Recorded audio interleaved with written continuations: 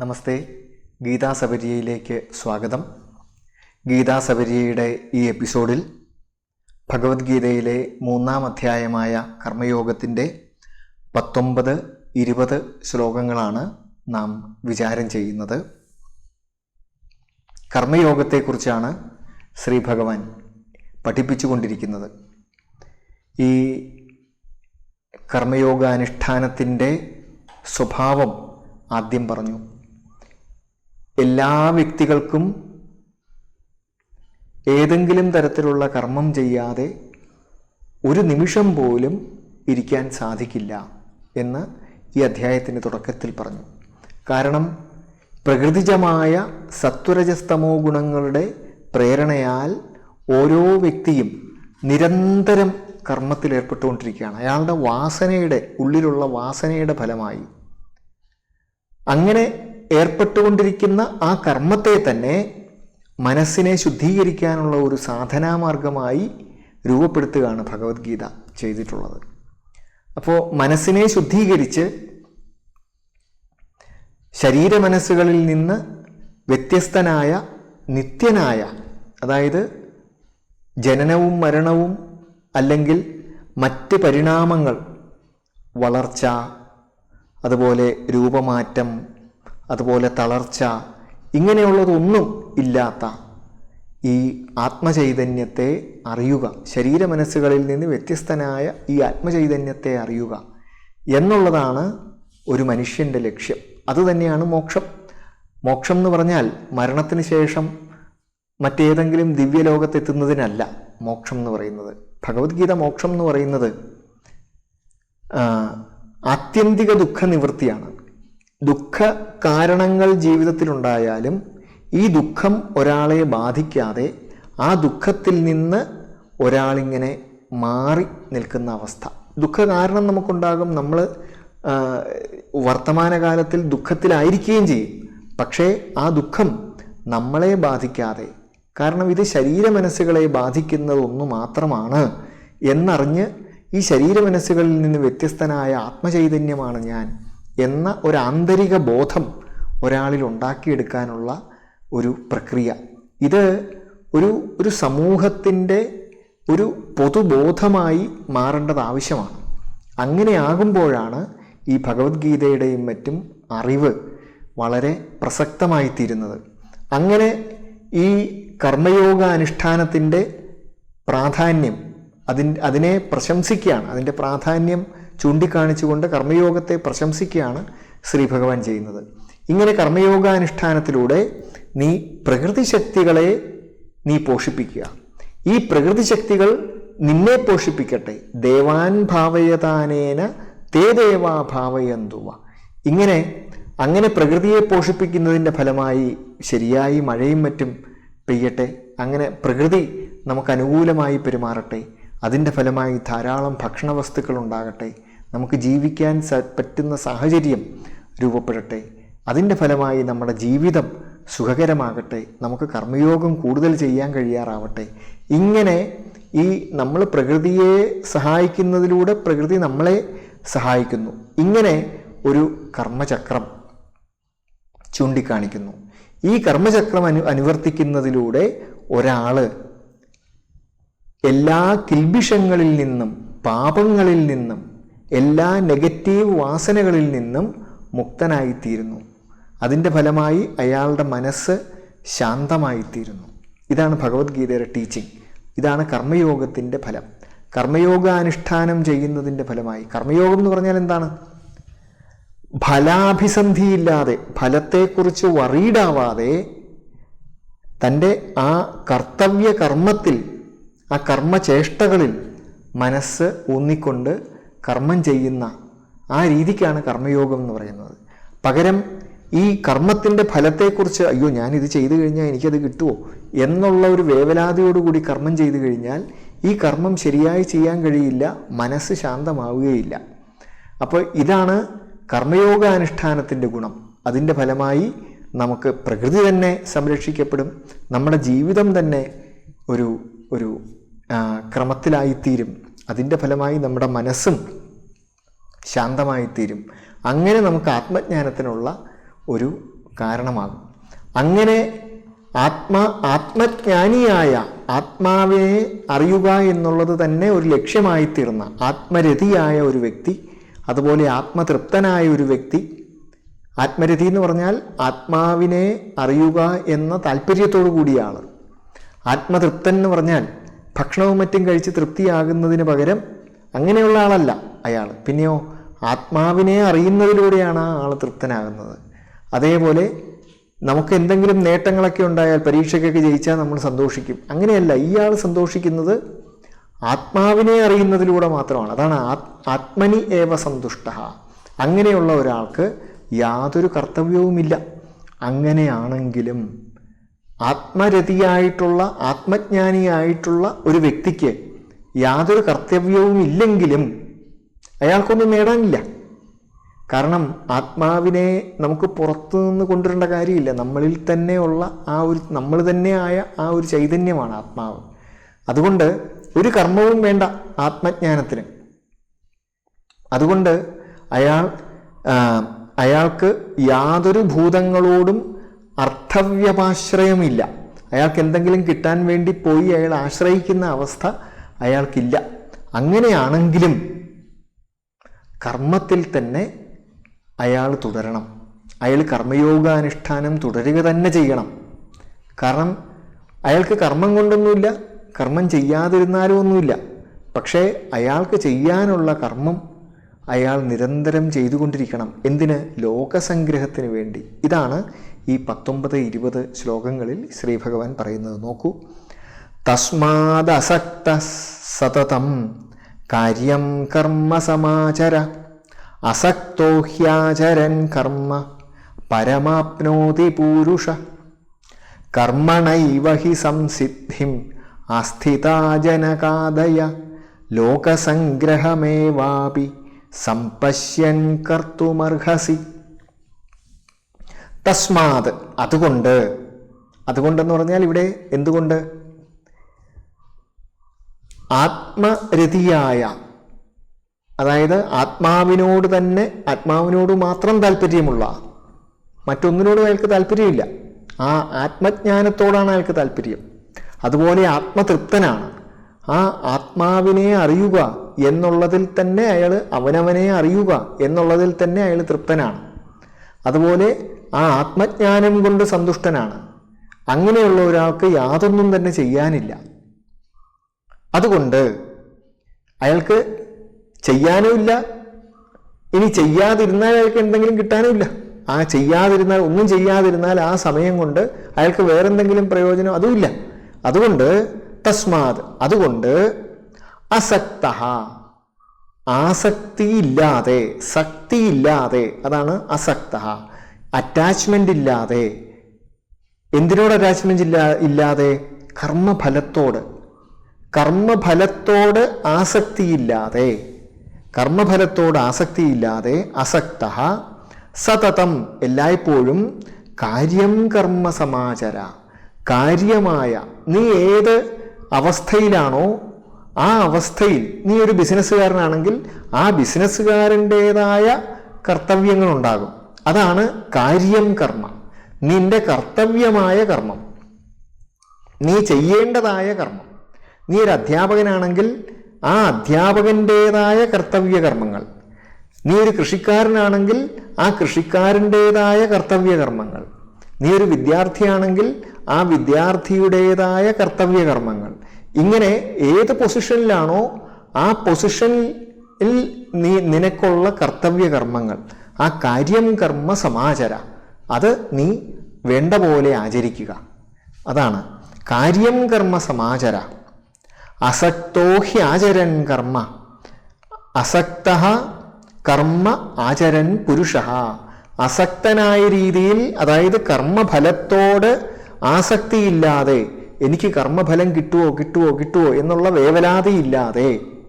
കർമ്മഫലം തീർച്ചയായിട്ടും കിട്ടും. അത് കർമ്മത്തിൻ്റെ ഭാഗമാണ്.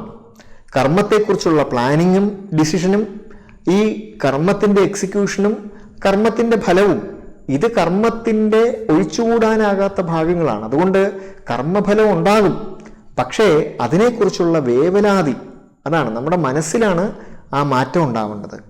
ആ അസക്ത ആചരൻ പുരുഷ, അസക്ത കർമ്മ ആചരൻ പുരുഷ, ആരാണോ അസക്തനായി കർമ്മഫലത്തോട് ആസക്തിയില്ലാതെ ഈ കർമ്മചേഷ്ടകളിൽ മുഴുകുന്നത്, അങ്ങനെയുള്ള പുരുഷൻ. നോക്കൂ, വീണ്ടും പുരുഷ, ഏതൊരു വ്യക്തിയും, ഇവിടെ പുരുഷൻ എന്ന് പറയുമ്പോൾ ആണ് എന്നല്ല, സംസ്കൃതത്തിൽ പുരുഷ എന്ന് മാത്രം പറയുമ്പോൾ ഇൻഡിവിജ്വൽ എന്നേ അർത്ഥമുള്ളൂ. അവിടെ ആണും പെണ്ണും രണ്ടും അവിടെ വരും. അപ്പോൾ അസക്തനായി കർമ്മത്തിൽ ഏർപ്പെടുന്ന ആ ഒരു വ്യക്തി, അത് ആ ഒരു വ്യക്തി എന്നേ ഉള്ളൂ. അത് ഏതൊരാളായാലും, ഏത് രാജ്യത്തായാലും, ഏത് വിഭാഗത്തിൽപ്പെട്ടയാളായാലും, ഏത് ജോലി ചെയ്യുന്ന ആളായാലും ഒക്കെ ഒരു പ്രശ്നമില്ല. പരം ആപ്നോതി, അതായത് അസക്തോ ഹ്യാചരൻ കർമ്മ പരമാപ്നോതി പുരുഷ. ആ പുരുഷൻ പരം ആപ്നോതി, പരത്തെ പ്രാപിക്കുന്നു. പരം, അങ്ങേയറ്റത്തെ ആ ചൈതന്യം, അത് പരമാത്മ ചൈതന്യം തന്നെ. ആ പരമാത്മ ചൈതന്യത്തെ പ്രാപിക്കുന്നു. പ്രാപിക്കുന്നു എന്ന് പറഞ്ഞാൽ ഇനിയൊന്നും പ്രാപിക്കാനില്ല, നമ്മൾ പരമാത്മ ചൈതന്യം തന്നെയാണ്. നമ്മുടെ ഈ ഇൻഡിവിജ്വൽ സെൽഫ് എന്ന് പറയുന്നത് പരമാത്മ ചൈതന്യം തന്നെയാണ്. പക്ഷേ നമ്മൾ അതിനെ അറിയുന്നില്ല. അതറിയും എന്നാണ് പറയുന്നത്. അതെങ്ങനെ അറിയും? ഈ കർമ്മയോഗാനുഷ്ഠാനത്തിലൂടെ മനസ്സിന് നൈർമല്യമുണ്ടായി കഴിയുമ്പോൾ, മനസ്സ് ശാന്തമായി കഴിയുമ്പോൾ ഈ ആത്മാവിനെ തിരിച്ചറിയും. ഈ ആത്മാവ് പരമാത്മാവ് തന്നെയാണ് എന്നറിയും. അതാണ് പരം ആപ്നോതി. ഈ ഇൻഡിവിജ്വൽ സെൽഫ് എന്ന് പറയുന്നത് യൂണിവേഴ്സൽ സെൽഫ് തന്നെയാണ് എന്ന്, ആ യൂണിവേഴ്സൽ സെൽഫിൻ്റെ ഒരു ആവിഷ്കരണമാണ്. ആ യൂണിവേഴ്സൽ സെൽഫ് തന്നെയാണ് ഈ ഇൻഡിവിജ്വൽ സെൽഫ് എന്ന് എങ്ങനെ അറിയും? ഈ അസക്തനായി കർത്തവ്യകർമ്മങ്ങൾ ചെയ്തുകൊണ്ട് ജീവിക്കുമ്പോൾ. ഇങ്ങനെ ജീവിച്ചവരുണ്ടോ എന്ന് ചോദിച്ചാൽ അങ്ങനെ ജീവിച്ചവരുണ്ട് എന്നാണ് ഇവിടെ പറയുന്നത്. കർമ്മണൈവ ഹി സംസിദ്ധിമസ്ഥിത ജനകാദയ. ജനകാദയ, ജനകൻ തുടങ്ങിയവർ. ആ ജനകൻ തുടങ്ങിയവർ, ജനക മഹാരാജാവ് തുടങ്ങിയവർ എന്ന് പറയുമ്പോൾ ആ ജനക മഹാരാജാവ് രാമായണത്തിലെ പ്രസിദ്ധനായ ഒരു രാജാവാണ്. സീതയുടെ അച്ഛനായ, വളർത്തച്ഛനായ രാജാവാണ് ജനകൻ. ആ ജനക മഹാരാജാവിനെ പോലെയുള്ള അങ്ങനെയുള്ള ധാരാളം പേരെ നമുക്ക് ചൂണ്ടിക്കാണിക്കാൻ പറ്റും. കർമ്മത്തിൽ നിലനിന്നുകൊണ്ട് തന്നെ സിദ്ധി പ്രാപിച്ചവർ. സിദ്ധി എന്ന് പറഞ്ഞാൽ മരിച്ചു പോവുക എന്നുള്ള അർത്ഥത്തിലുള്ള സിദ്ധിയല്ല, സിദ്ധി കൂടുക എന്നൊക്കെ നമ്മൾ പറയുന്ന ആ സിദ്ധിയല്ല. കർമ്മണൈവഹി സംസിദ്ധിം. ഇവിടെ സംസിദ്ധി എന്നുള്ളതിൻ്റെ അർത്ഥം വേണ്ട പോലെയുള്ള ജ്ഞാനം, ആത്മജ്ഞാനം എന്നാണ് അർത്ഥം. സിദ്ധി എന്നുള്ള വാക്കിൻ്റെ അർത്ഥം ജ്ഞാനമാണ്. ജ്ഞാനമാണ് ഏറ്റവും വലിയ നേട്ടം. സിദ്ധി നേട്ടം, ഏറ്റവും വലിയ നേട്ടം ജ്ഞാനമാണ്.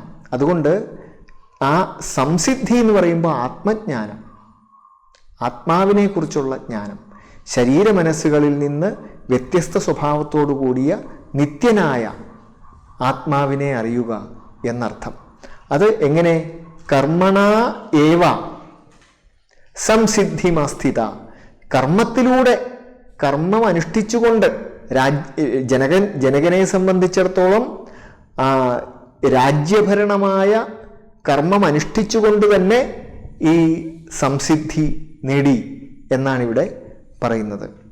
അതുകൊണ്ട് അങ്ങനെ ഒരു ഉദാഹരണം എടുത്ത് കാണിച്ചിട്ട് പറയുന്നു, ഇതുപോലെ ഈ ജനകനെ പോലെ അല്ലെങ്കിൽ അനേകം മഹാത്മാക്കളെ പോലെ ഇങ്ങനെ യഥാർത്ഥത്തിൽ ആത്മജ്ഞാനികളാണെങ്കിൽ പോലും അവർ കർമ്മത്തിൽ, സാധാരണ വ്യക്തികളെ പോലെ തന്നെ അവർ കർമ്മത്തിൽ നിരന്തരം വ്യാപരിച്ചു കൊണ്ടിരിക്കുന്നു.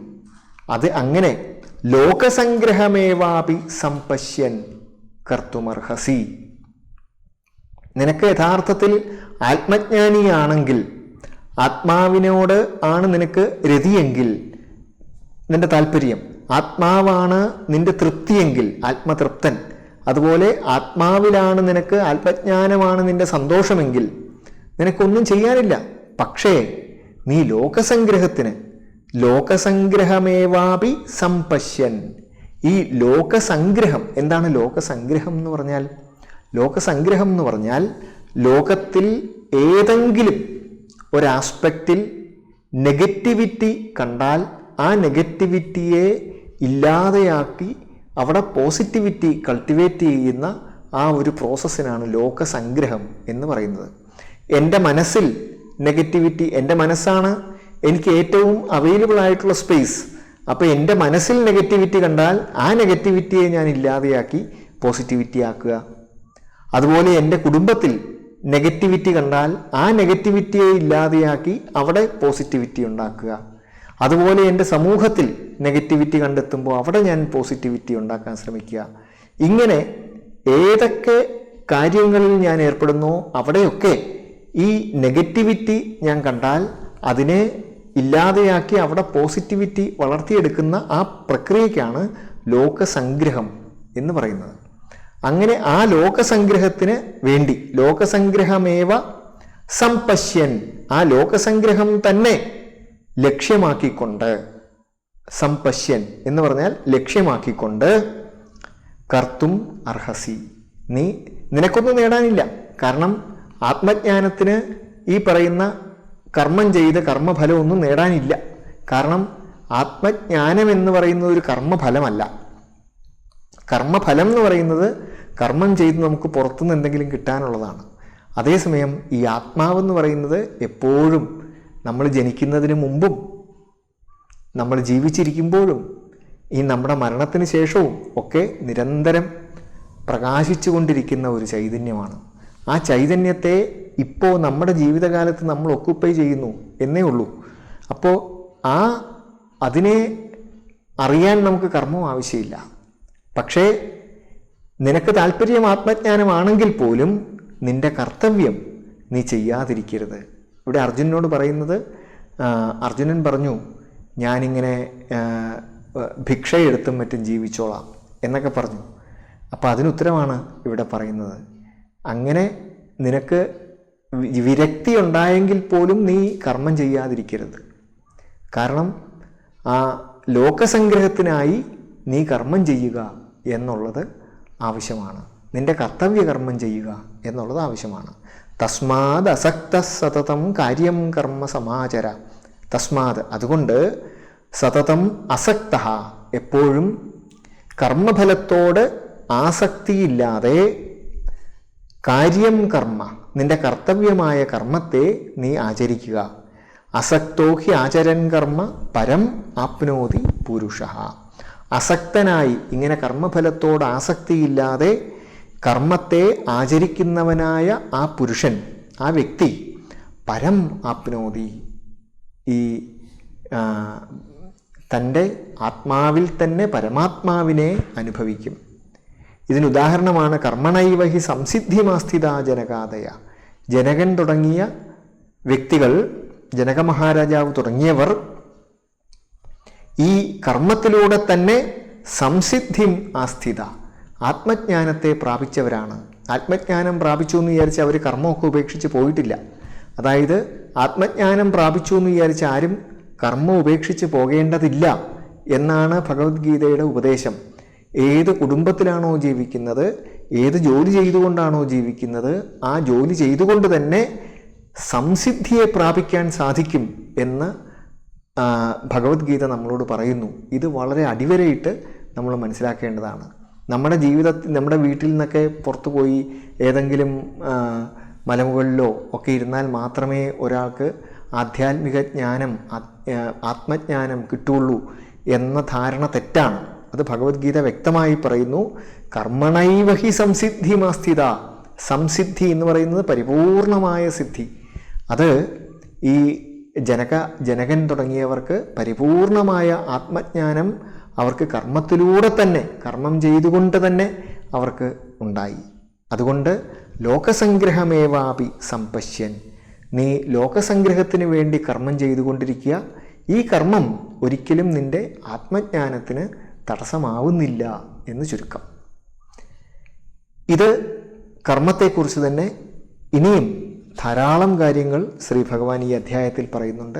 അതിനി വരുന്ന ഗീതാസപര്യയിൽ നമുക്ക് തുടർന്ന് ചർച്ച ചെയ്യാം. ഗീതാസപര്യയുടെ ഇനി വരുന്ന എപ്പിസോഡുകളിലേക്കും കൂടെ സ്വാഗതം ചെയ്തുകൊണ്ട് നിർത്തട്ടെ. നമസ്കാരം.